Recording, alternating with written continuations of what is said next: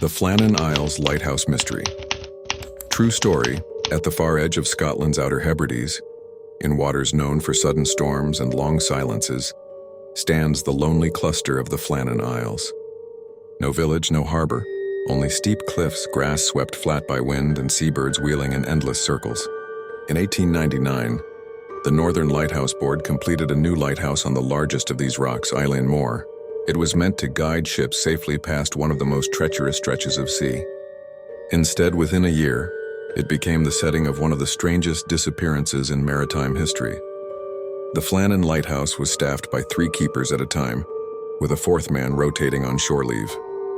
In December of 1900, the men on duty were James Duckett, the principal keeper, Thomas Marshall, his second, and Donald MacArthur, known as a reliable but strong-willed relief. They arrived in good order and took up their tasks, trimming the light, keeping logs, maintaining the station. The weather that winter was harsh, but nothing unusual for the Hebrides. Or so it seemed. Relief was due just before Christmas. A supply ship, the Hesperus, left the Isle of Lewis on December 26th, delayed by storms but finally able to sail. On board was relief keeper Joseph Moore, who expected to be welcomed by his colleagues. As the ship neared the island, however, something felt wrong. No flag flew from the station pole. No sign of movement appeared in the yard. The great lamp in the tower, meant to burn every night without fail, had gone dark. Captain Harvey of the Hesperus ordered a signal fired. No reply. He sounded the horn. No movement. Moore was put ashore alone to investigate. He climbed the steep stone steps cut into the cliff, the wind clawing at him until he reached the compound. The gate stood closed, the outer door shut, but inside the rooms were silent. He found the kitchen table set with plates and food uneaten, chairs neatly pushed back. A clock had stopped. On a peg by the door, 2 sets of oilskins, the heavy coats for foul weather, were missing. The third remained, no sign of the men. Moore's search turned frantic. He climbed the spiral stair of the tower. The lamp was clean, the machinery in good order, but the wick dry. It had not been lit for days. He returned to the living quarters. Beds were made, boots arranged, nothing out of order, only absence. On the coat hook by the door, MacArthur's jacket hung waiting, though the man himself was nowhere. It was bitter weather. Why would he go out without it? Moore ran back to signal the Hesperus. Captain Harvey sent additional men ashore.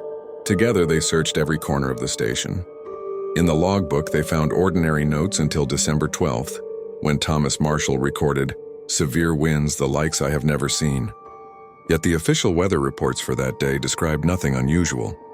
On December 13th, Marshall wrote that the men had prayed together, something seasoned keepers rarely noted. The final entry, December 15th, was chilling. Storm ended, sea calm. God is over all. The light should have been shining that night. It was not. The island was scoured.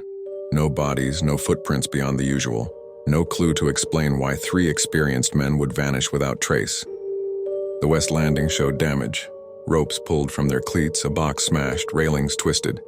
It looked as though a mighty wave had struck. Yet why had all 3 men gone to the landing in the first place, leaving the light unattended? Theories grew at once.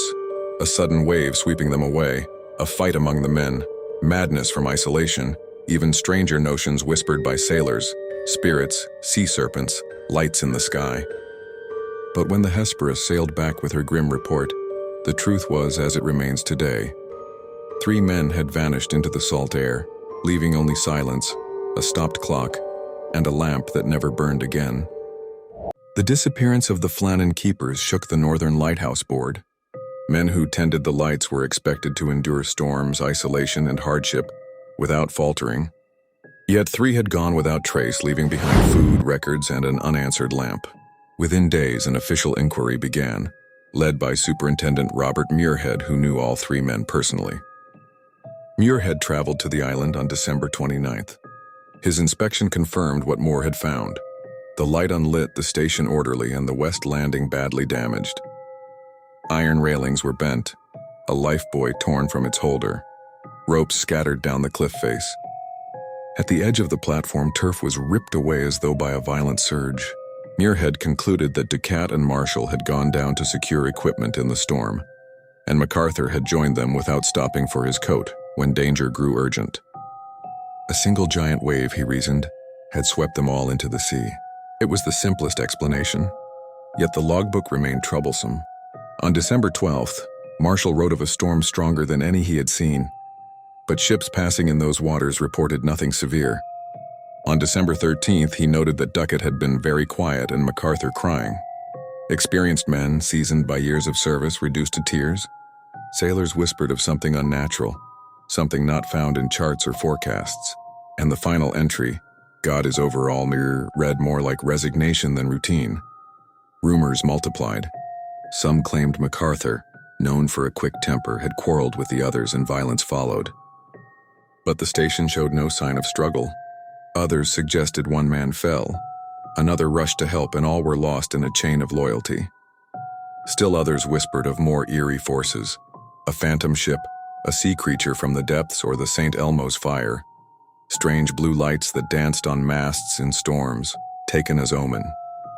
What kept the story alive was not only the absence of bodies, but the nature of the place itself. The Flannan Isles had long held a reputation among Hebridean sailors. Legends spoke of spirits haunting the rocks, of monks who once kept vigil there, and of strange lights moving over the sea at night. Even the island's name carried weight. Eilean Mòr was said to be visited by the little men, folk who disliked strangers lingering. To such tales, the vanishing of 3 keepers seemed to fit too well. The board accepted Muirhead's explanation, a tragic accident, nothing more. Families received their pensions and the light was restaffed.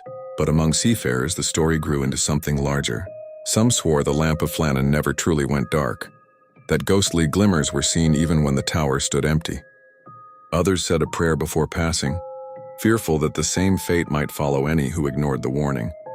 Writers and poets, hearing of the mystery, turned it into ballad and verse.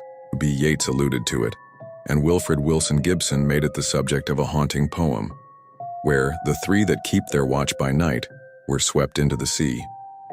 More than a century later, the truth is still debated. Geologists argue that rogue waves, sudden and immense, strike those cliffs with force enough to tear stone from stone.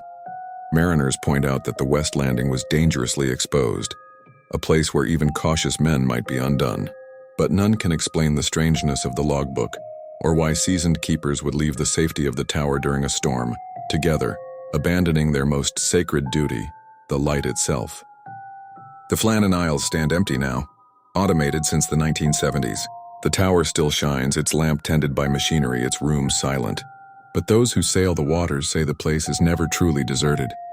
On winter nights, when the wind rises and waves strike the cliffs, some claim they hear voices in the roar, 3 men calling, one after another, their names lost, but their watch unended. Tales beyond sleep. The mystery never truly ends, and your support helps me keep uncovering these stories. Please like, follow, and subscribe. It really helps me out and lets me share more chilling tales with you. Thank you.